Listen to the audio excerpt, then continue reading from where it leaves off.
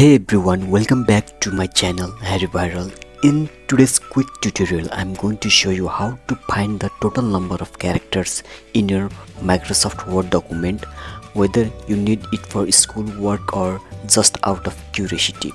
I will walk you through the simple steps. So let's get started. So you can see here my PDF file is here and I want to know the characters of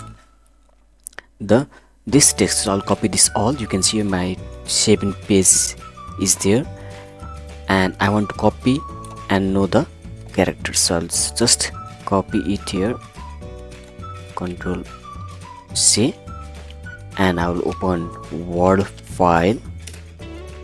I'll just click on blank and paste it over here.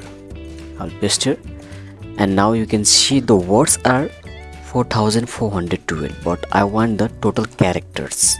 So for that I will go to review and you will see here proofing word count.